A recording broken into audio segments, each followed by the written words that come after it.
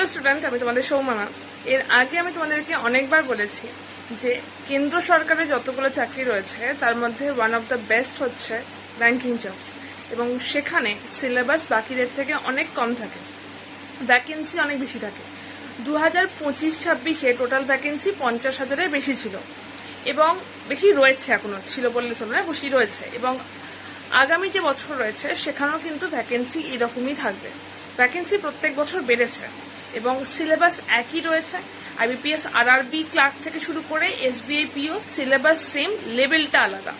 তো তাই জন্য এতগুলো এক্সাম যেগুলো লাইন দিয়ে রয়েছে, শুধু ব্যাংক নয়, ব্যাংকের সাথে ইন্স্যুরেন্স, এতগুলো এক্সাম যেগুলো লাইন দিয়ে রয়েছে সেগুলোতে যদি মনে করো যে একটা প্রিপারেশন যদি একটু খুব ডেডিকেটেডলি করা যায় তাহলে সেখান থেকে সিলেকশন আসতে পারে, তাহলে সেই জায়গাটাতে অ্যাপ্লাইটা কিন্তু করা উচিত।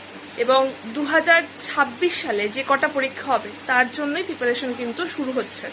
যদি মনে করো এই প্রিপারেশনটা শুরু করতে চাইছো তাহলে অবশ্যই ভাবে জয়েন করে যাও আমাদের ব্যাচে। আজকে নিলে তোমরা ডাবল ভ্যালিডিটি পেয়ে যাবে, 1 বছরের প্রাইসে 2 বছরের জন্য পেয়ে যাবে। যদি কোনো রকম ডাউট থাকে আমাকে হোয়াটসঅ্যাপ করতে পারো 8013908272 নাম্বারে। Y268 কোডটা ইউজ করলে এই ব্যাচটাতে হাইয়েস্ট ডিসকাউন্ট নিয়ে জয়েন করতে পারো, তাও 2 বছরের জন্য। তাই ঝটপট করো। দেখা হচ্ছে ক্লাসে।